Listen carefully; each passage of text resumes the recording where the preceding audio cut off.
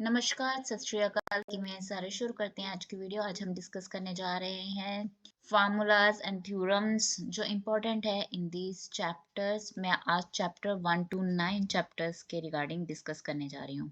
तो first chapter, let us start with first chapter. Chapter 1 क्या है आपका? Real numbers. रियल नंबर में फर्स्ट जो आती है आपकी theorem, very important theorem, that is fundamental theorem of arithmetic. ये क्या थी हमारी थ्योरम? क्या थी नहीं, क्या है theorem? Every composite number can be expressed or factorized as a product of primes, and this factorization is unique apart from the order in which the prime factors occurs. कोई भी आपका composite number है, let us say the number is 6, तो 6 नंबर can be written as 2 into 3। तो ये एक unique आपका वे है, यूनिक रिप्रेजेंटेशन है किसकी? प्राइम नंबर्स की। 6 इसी तरह से लिख सकते हैं apart from the prime factors occurs, means हम इसमें ऑर्डर डजेंट मैटर, तो हम 6 को 2 into 3 भी लिख सकते हैं, 3 into 2 भी लिख सकते हैं, बट जो आपका 3 and 2 इनकी पावर्स क्या रहेंगी? ऑलवेज 1 रहेगी। अगर मैं 20 की बात करूं तो 20 क्या हो जाएगा आपका? 2 into 2 into 5, तो यहाँ पे क्या हो गया? 2 square into 5। ये यूनिक रिप्रेजेंटेशन है, इसी तरह से ये रिप्रेजेंट होगा 20 इन प्राइम फैक्टर्स। ठीक है जी, तो ये आपकी है फर्स्ट थ्योरम जो वेरी इंपॉर्टेंट है, fundamental theorem of the arithmetic. Second जो आपकी स्टेटमेंट है, अगेन बहुत इंपॉर्टेंट है, ये कहाँ पे यूज होगी? जब भी आप क्वेश्चन आएगा और 3 मार्क्स में डेफिनेटली क्वेश्चन आएगा कि प्रूव दैट। अब प्रूव दैट में क्या हो सकता है? √2, √3, √5, 2 plus √3 is a irrational number. ठीक है, तो इरेशनल नंबर प्रूव करना डेफिनेटली आएगा, 3 मार्क्स में आएगा, और वो भी।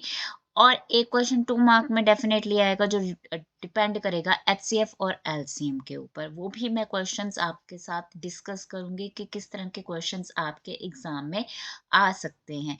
बट आज हम डिस्कस करेंगे only the formulas and the theorems, those are very much important, और जो आपने प्रिपेयर करनी ही करनी है।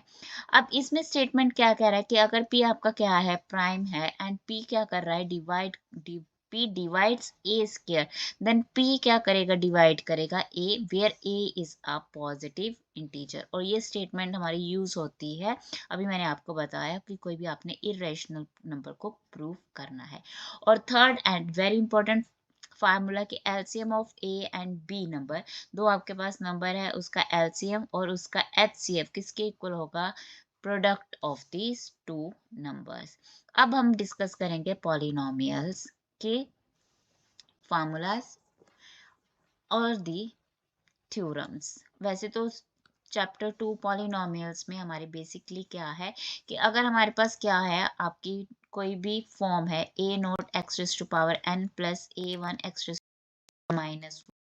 a2 x⁻n-2 plus so on plus an, हमारे पास कोई भी क्या है फंक्शन है जिसको हम रिप्रेजेंट कर सकते हैं, वी कैन एक्सप्रेस, ये क्या कहलाएगा? आपका पॉलिनोमियल। अब n क्या डिपेंड करेगा? आप n क्या कहलाती है? आपकी डिग्री। अब यहाँ पे अगर n की वैल्यू क्या है? 1 है, तो इसे हम क्या बोलते हैं? Linear polynomial. अगर n की वैल्यू 2 है तो उसे हम क्या बोलते हैं? Quadratic polynomial. अगर n इक्वल्स टू 3 है तो उसे हम बोलते हैं क्यूबिक पॉलिनोमियल। तो ये डिपेंड करता है द वैल्यू ऑफ n। अब इसमें हमारे पास था कि अगर हमारे पास कोई भी फंक्शन है जो आपका क्या है? क्वाड्रेटिक पॉलिनोमियल, हमारे पास जो पॉलिनोमियल है वो क्या है? क्वाड्रेटिक पॉलिनोमियल है। अगर वो ax² plus bx plus c के ऊपर डिपेंड करती है तो हमारे पास क्वाड्रेटिक की क्या होंगी? At most 2 zeros, at most 2 zeros होंगे। और अगर हमारे पास क्या है? क्यूबिक पॉलिनोमियल है, ax³ bx² plus cx plus d, तो यहाँ पे हमारे पास एट मोस्ट कितने जीरोस होंगे? 3 जीरोस होंगे।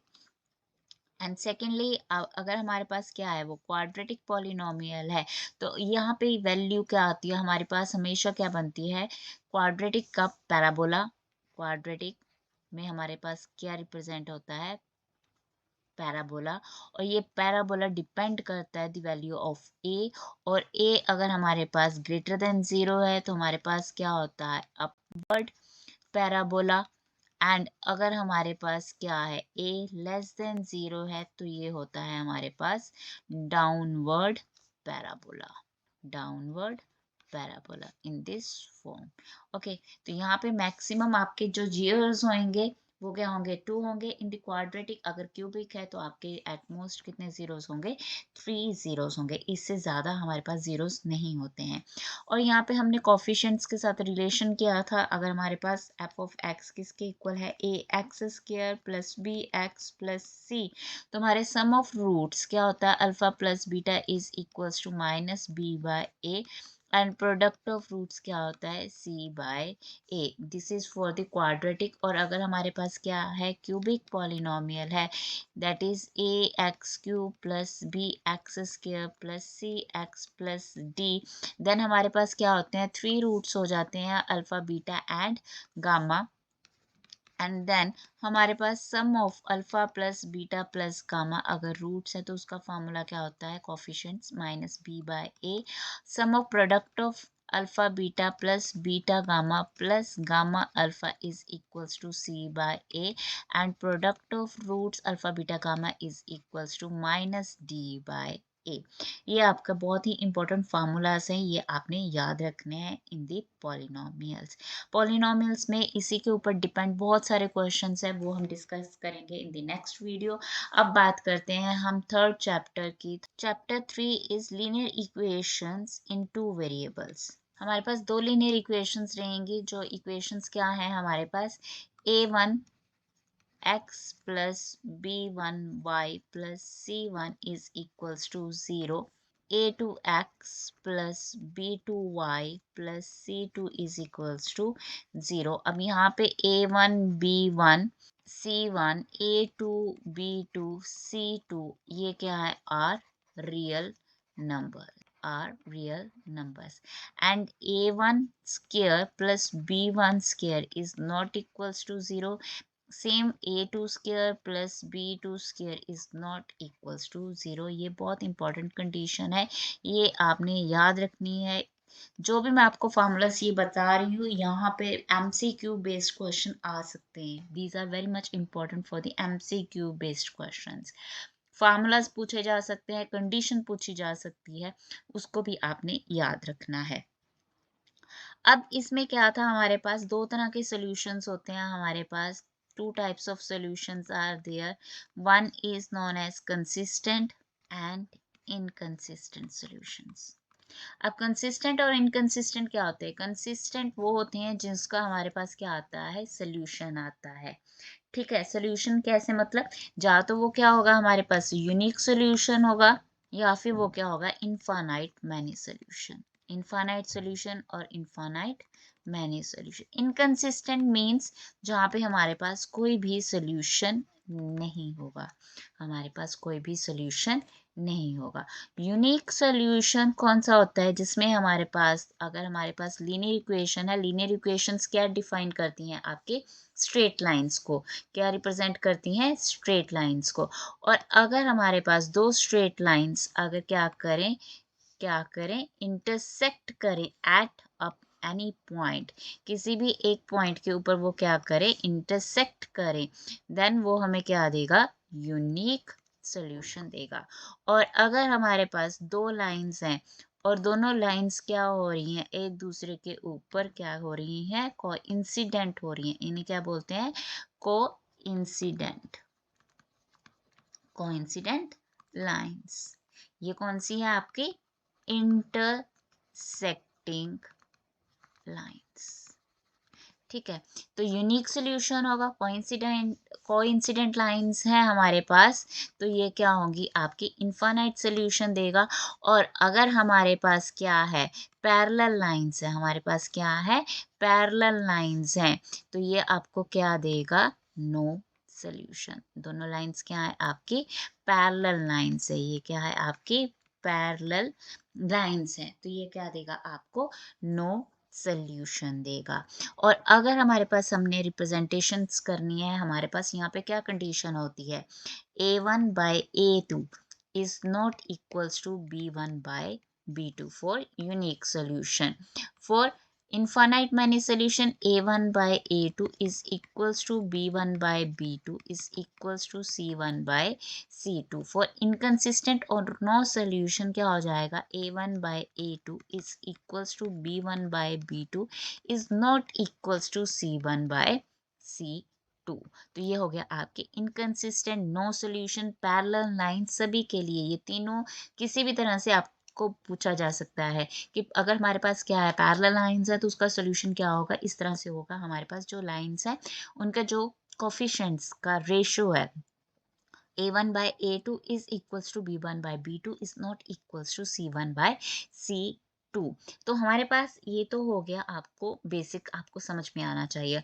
अब जो हमारे सॉल्यूशंस फाइंड आउट करने का मेथड्स हैं, हमारे पास दो मेथड्स हैं बेसिकली। कौन से दो मेथड्स हैं, one is graphical method and other is non as algebraic method. Algebraic method. अब ग्राफिकल मेथड में क्या था, हमारे पास कि कोई भी इक्वेशंस हैं उनके हम पॉइंट्स निकाल लेंगे और उनको ड्रॉ कर देंगे on the graph of x axis and y axis. अगर यहाँ पे हमारे पास इंटरसेक्टिंग लाइंस आएंगी तो यूनिक सोल्यूशन हो जाएगा, अगर कोइंसिडेंट लाइंस है तो इनफाइनाइट मैनी सोल्यूशन हो जाएगा, पैरेलल लाइंस बनती हैं तो वो क्या बन जाएगा हमारा, नो सोल्यूशन।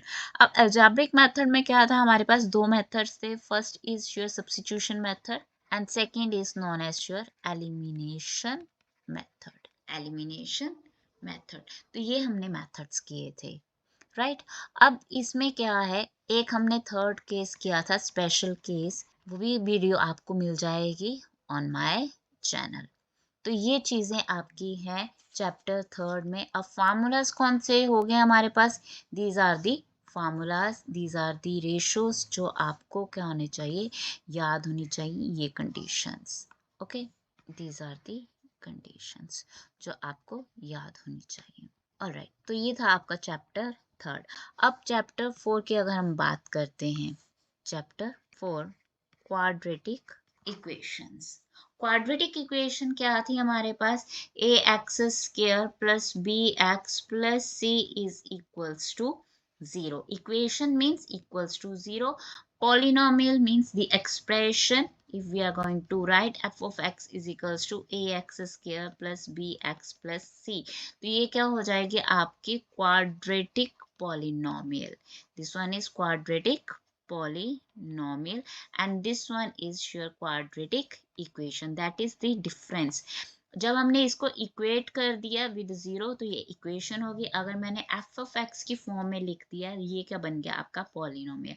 अब क्वाड्रेटिक इक्वेशन को हमारे पास दो मेथड्स थे, हमारे पास फर्स्ट मेथड है एक तो कंप्लीटिंग द स्क्वायर, जो फैक्टराइजेशन हमने किया था, splitting the middle term, right. And second है आपका क्वाड्रेटिक फार्मूला। क्वाड्रेटिक फार्मूला क्या था हमारे पास, that is x is equals to minus b plus minus under root b square minus 4ac by 2a, minus b plus minus under root b square minus 4ac by 2a, ये आपका है quadratic formula. अब quadratic formula में ये आपका एक method हो गया, एक हो गया आपका स्प्लिटिंग द मिडल टर्म और फैक्टराइजेशन मेथड। इसमें वेरी इंपॉर्टेंट जो क्वेश्चंस आते हैं, एमसीक्यू बेस्ड क्वेश्चन आएंगे, वो आता है नेचर ऑफ रूट्स के ऊपर। Nature of roots, nature of roots depend करता है आपके discriminant that is denoted as D, और इसकी वैल्यू क्या होती है बी स्क्वायर माइनस 4ac। अगर तो ये वैल्यू लेस देन 0 है तो हमारे पास क्या हो जाएगा, नो रियल रूट, कोई भी रूट हमारा क्या होगा, रियल नहीं होगा। अगर यही value B square minus 4ac किसके इक्वल है, 0 के इक्वल है, तो हमारे जो रूट्स होंगे वो क्या होंगे, रियल भी होंगे एंड इक्वल रूट्स होंगे। एंड थर्ड आपकी क्या कंडीशन है, that is b square minus 4ac greater than 0। अगर ग्रेटर देन 0 है तो हमारे रूट्स क्या होंगे, रियल होंगे एंड डिस्टिंक्ट होंगे। Real and distinct, real and distinct means real numbers होंगे, real number we know that real numbers कैसे होते हैं, जो हमारे पास रैशनल या फिर इररेशनल नंबर्स जो होते हैं उन्हें कहते हैं हम real number. Distinct means different values होंगी, for example -2 and +2, okay, -2 and +2 are distinct roots not equal roots. तो स्टूडेंट्स कंफ्यूज हो जाते हैं इस चीज में, तो आपने इस चीज के लिए कंफ्यूज नहीं होना है। तो ये था आपका चैप्टर 4, इसमें ये आपके मेन टॉपिक है, ये आपका मेन फार्मूलाज यूज हो रहे हैं। एंड नेक्स्ट चैप्टर है आपका chapter number 5, arithmetic progression. Arithmetic progression और we can say AP. Okay, तो यहाँ पे बहुत ही इंपॉर्टेंट आपके टॉपिक, बहुत इजी चैप्टर है और डेफिनेटली इसमें से क्वेश्चन आना ही आना है, ऑब्वियसली, है ना, आएगा ही। अब 3 मार्क्स में भी आ सकता है और यहाँ पे केस स्टडी बेस्ड क्वेश्चन भी अर्थमेटिक प्रोग्रेशन में बन सकता है। अब इसमें है क्या है बेसिकली कि अर्थमेटिक प्रोग्रेशन कब कहेंगे, अगर कोई भी हमारे पास ए प्लस डी, ए प्लस 2d, ए प्लस 3d की फॉर्म में बन रहा है। अब ए क्या है, कहलाती है आपकी फर्स्ट टर्म और डी क्या कहलाता है आपका कॉमन डिफरेंस। अगर अब बोला जाए कि हमारे पास 3 नंबर्स हैं A B C, they are in the form of A P. Okay, तो ये ए पी की फॉर्म में बना रहा है, तो इसकी कंडीशन क्या होती है, b minus a is equals to c minus b, और अगर हम इसे सिंप्लीफाई करेंगे तो 2b is equals to a plus c. अब अगर a B c consecutive numbers दे दिए हैं जो क्या बना रहे हैं, अर्थमेटिक प्रोग्रेशन बना रहे हैं, तो ये आप फॉर्मूला याद कर लीजिए, 2b is equals to a plus c, जहां पे आप अप्लाई करेंगे और आपके पास एक्सप्रेशन की वैल्यूज आ जाएंगी। ठीक है जी। और ये हो गया आपका एक फार्मूला। एक फार्मूला क्या था हमारे पास, nth टर्म फाइंड आउट करने का, that is a plus n minus 1 into d. ये क्या है, आपकी nth टर्म फाइंड आउट करने के लिए। फिर है आपका sn, that is sum of n terms के लिए, that is n by 2, 2a plus n minus 1 into d. एक तो ये फार्मूला है।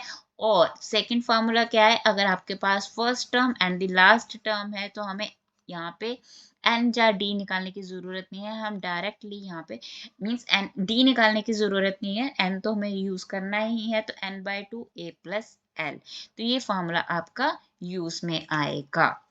अगर हमने फाइंड आउट करना है कि जो गिवन जो आपको एक्सप्रेशन दिया है कि वो अर्थमेटिक प्रोग्रेशन है या नहीं है, तो उसके लिए क्या प्रोसीजर होता है, a2 minus a1 is equals to a3 minus a2। तो ये भी आपने एक फार्मूला है जो आपने, एक कॉमन सा फार्मूला है, बड़ा सिंपल सा फार्मूला है, यू कैन अप्लाई। एक क्वेश्चन और आता है कि अगर सम ऑफ एन की फॉर्म में आपके डिफाइंड वैल्यूज रहती हैं तो उसमें आपने ए एंड डिफरेंस निकालना है। तो यहाँ पे आपने क्या निकालना है, S1 क्या रिप्रेजेंट करता है आपकी फर्स्ट टर्म को, और सम ऑफ 2 टर्म्स क्या रिप्रेजेंट करेंगे, first term plus second term. Okay, तो यहाँ पे अगर S2 माइनस S1 कर देंगे तो यहाँ से आपके पास A2 की वैल्यू आ जाएगी, S1 आपकी A की वैल्यू दे देगी, और A2 माइनस A1 करेंगे तो आपके पास कॉमन डिफरेंस की वैल्यू आ जाएगी। तो एक ये आपने प्रोसीजर को, एक कंसेप्ट को समझना है, that is up to the chapter 5। अब अगर हम चैप्टर 6 की बात करें, चैप्टर 6 क्या है आपका, ट्रायंगल्स। अब ट्रायंगल्स में क्या है, सिमिलर ट्रायंगल्स हैं और उसमें आपने कंडीशंस है उसको आपने याद रखना है। अब बेसिकली तो आपकी बेसिक प्रोपोर्शनलिटी थ्योरम है वो आपने याद रखनी है, पर उससे पहले एक बेसिक कंसेप्ट्स हैं जो आपने याद रखने हैं। पहला है, तो यहाँ पे आपने 3 पॉइंट्स हैं जो आपने बहुत ध्यान रखना है कि क्या है सिमिलर ट्रायंगल्स में, कि 2 फिगर्स अगर हमारे पास है, सेम शेप है but not necessary the same size, are called similar figures. अब सभी कॉन्ग्रुएंट फिगर्स जो भी होंगी वो सिमिलर कहलाएंगी, but converse is not true, means अगर वो सिमिलर है तो इट डजंट मीन कि वो कॉन्ग्रुएंट भी हैं। और थर्ड पॉइंट क्या है कि अगर हमारे पास 2 पॉलीगन्स है, सेम नंबर ऑफ साइड्स हैं, वो सिमिलर कब कहलाएंगे, अगर their corresponding angles are same and their corresponding sides are in the same ratio। Basic proportionality theorem क्या आती है हमारे पास, कि अगर हमारे पास ट्राइंगल है A B C and D E. अब यहाँ पे आपने स्टेटमेंट को याद रखना है, क्या स्टेटमेंट है, अगर a line is drawn parallel to one side of triangle to intersect the other 2 sides in distinct points, then the other two sides are divided in the same ratio, means AD by DB is equals to AE by EC। तो ये जो statement है और इसका जो proof है दोनों ही बहुत इंपॉर्टेंट है, ये आपने याद रखने हैं। अब इसी का ही क्या है कन्वर्स है, वो भी आपने याद रखना है कि कन्वर्स क्या था हमारे पास कि अगर कोई line divides any two sides of a triangle in the same ratio, मतलब कि अगर ये क्या करे डिवाइड करे in the same ratio, then the line is parallel to the third side, to the third side.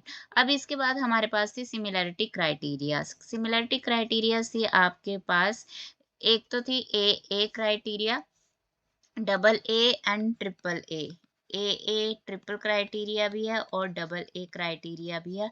अगर तीन आपके पास एंगल सेम आ जाते हैं तो उसे हम क्या बोलेंगे ट्रिपल ए क्राइटेरिया। अगर दो एंगल सेम आ जाते हैं तो थर्ड बट ऑब्वियस है वो सेम ही होगा, because we know that the sum of the angles of any triangle is 180। अगर दो सेम है तो थर्ड एंगल भी क्या हो जाएगा वो सेम ही होगा हमारे पास। और थर्ड जो आपका क्राइटेरिया है एस एस सिमिलैरिटी क्राइटेरिया वो भी है, और S A S similarity criteria भी हमारे पास था। जो आप में क्या है एस एस एस में क्या हो जाएगी तीनों साइड्स की जो रेशियो है वो क्या हो जाएगी वो सेम हो जाएगी।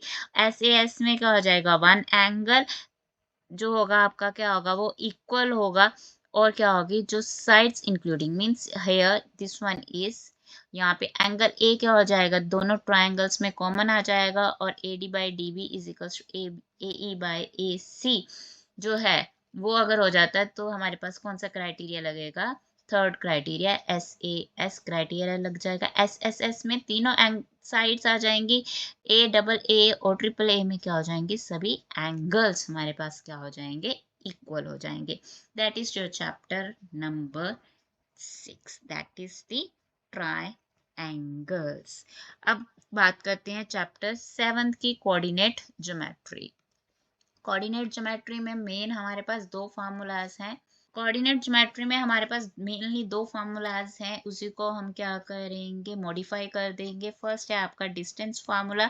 अब डिस्टेंस फार्मूला में क्या है कि अगर हमारे पास दो पॉइंट्स है P and Q, let us से P के पॉइंट क्या है x1 and y1 and Q का पॉइंट है x2 y2, तो हमारा डिस्टेंस फार्मूला क्या हो जाएगा PQ का, that is x2 minus x1 whole square plus y2 minus y1 whole square total under root.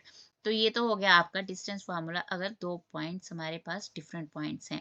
अब है तो दूसरा पॉइंट भी आपका क्या रहेगा डिफरेंट रहेगा, बट हमने क्या निकालना है डिस्टेंस निकालना है फ्रॉम ओरिजिन। अगर हमने ओरिजिन से निकालना है distance to a point P, to a point P। अब ओरिजिन का पॉइंट क्या हो गया 0 0 और P का पॉइंट हमने से कह दिया x1 एंड y1, तो यहाँ पे PO का जो आपका आ जाएगा फॉर्मूला वो क्या बन जाएगा x1 square plus y1 square under root, that is the distance from origin to a point. अब बात करते हैं सेक्शन फार्मूला। तो सेक्शन फार्मूला क्या होता है हमारे पास, अगर हमारे पास रेशियो गिवन है, सेम हमारे पास पॉइंट है P x1 y1 और Q पॉइंट है हमारे पास x2 y2, और ये क्या कर रहे हैं डिवाइड कर रहे हैं इस लाइन को internally with the ratio m1 ratio m2, m1 ratio m2। तो हमारा फॉर्मूला क्या बन जाएगा यहाँ पे हमसे ए के पॉइंट्स क्या हो जाएंगे, ए है हमारे पास x कोमा y, तो हमारे पास क्या बन जाएगा m1 x2 plus m2 x1 upon m1 plus m2 and same m1 y2 plus m2 y1 over m1 plus m2। तो ये हमारे पास बन गया पॉइंट, किसका पॉइंट पॉइंट एक x कोमा y। अब बात करते हैं मिड पॉइंट फार्मूला की। तो मिड पॉइंट फार्मूला क्या है हमारे पास, मिड पॉइंट फार्मूला क्या है कि हमारे पास m1 और m2 दोनों की वैल्यू क्या है 1 है, तो यहाँ पे हमारे पास जो पॉइंट बनेगा वो क्या बनेगा x1 plus x2 by 2 y1 plus y2 divide by 2, that is your section mid point formula. तो ये फार्मूलास यूज होंगे हमारे चैप्टर 7 कोऑर्डिनेट ज्योमेट्री में। अब बात करते हैं चैप्टर 8 ट्रिग्नोमेट्री।